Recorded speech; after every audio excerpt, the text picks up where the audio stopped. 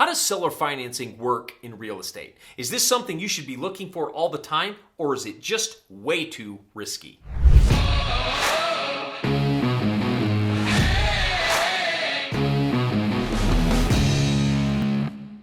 Hey there, my name's Mike Fritz. I'm the founder of Titanium Capital Investments and the Multifamily CEO System. My greatest passion is helping people just like you create financial freedom with multifamily real estate. And in this video, I'm going to walk you through the 4 things you need to know about seller financing so you can negotiate your next seller financing deal like a pro, whether you're the seller or the buyer. Stick around to the end and I'm going to share with you the greatest mistake I ever made in a seller financing deal so that you don't make this exact same mistake.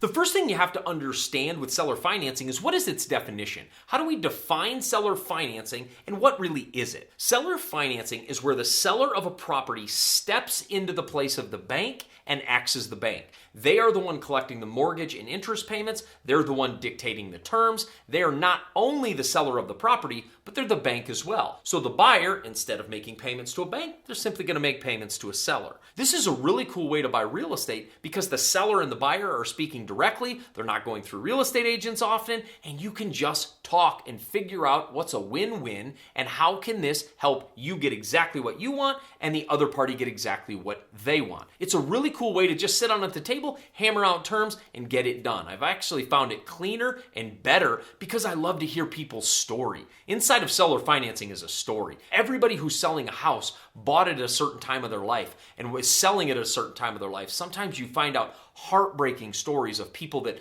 grew up in this house with their kids, but they just can't afford it anymore. And you can bring a solution to that problem and bring some care and love around those people. But I've also heard of people that have said, it's such a celebration. This is a house we bought 10 years ago, and it's provided for our family for years, and now we're selling it off to somebody else, and you can celebrate with them. I love sitting down with sellers direct and really hearing the story of the product and hear the story of the property. Seller financing, it's simply where the seller steps in place of the bank.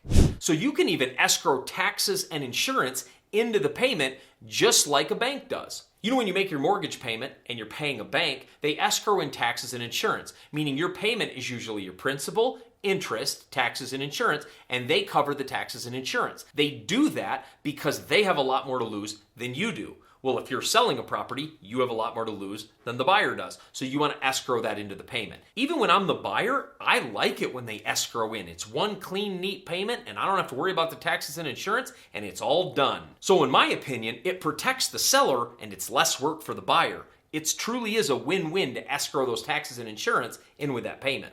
Before I go into the last 2 tips, make sure you subscribe to our channel and join our family of real estate investors that are creating financial freedom with multifamily real estate. One of the powerful things of seller financing, as the buyer, you can leverage seller financing if you have bad credit.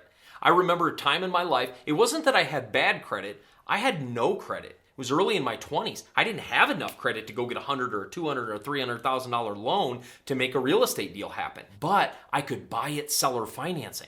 So I bought a product, seller financing. It was a duplex, seller financing, and it started paying me month after month after month. My wife and I had to come up with $5,000 to make this property happen. We saved as much as we could, and we made that property happen, and then it started paying us month after month after month. But it wasn't that we had bad credit, but we had no credit, and that could be you. Maybe you have no credit, you're early in your 20s, or you have bad credit. Something happened to you unfavorable in your past. Maybe you had a bankruptcy or something happened or you got evicted and you fell on a hard time that really hit your credit. Seller financing is a way to still get into real estate without having good credit. Because my passion is really to help people get into real estate no matter where they're at. And there's always a way into real estate as long as you understand how these deals work. It doesn't matter your socioeconomic background, doesn't matter where you've come from, doesn't matter how rich your parents were. Real estate is not a rich person's game. Real estate is simply a game that if you know the information, anybody can play. And that's what my passion is, to help people get this done. So if you have bad credit, no credit, or great credit, every single one of those people can do deals in seller financing. But if you're looking at your credit score and you're seeing in the 5s or the low 6s and you're like, no bank's gonna give me money, you're probably right. But you can still do seller financing deals. As a side note, one of the downsides of having bad credit and doing seller financing is the seller financing won't build your credit. But here's what it will do. It will create positive cash flow for you to continue to invest in more real estate, which that will build your credit. As soon as you go to a bank and you have 6 or 7 or 8 properties and you have money coming in, that continues to build your credit because your income goes up.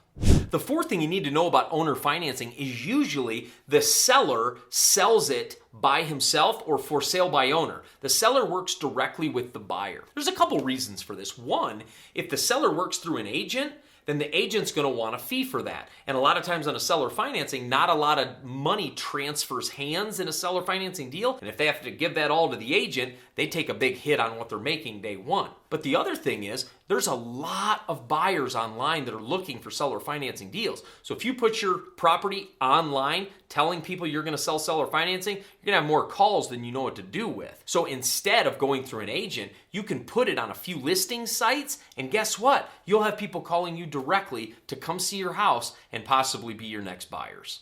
The biggest mistake I ever made in a seller financing deal is I didn't get an inspection.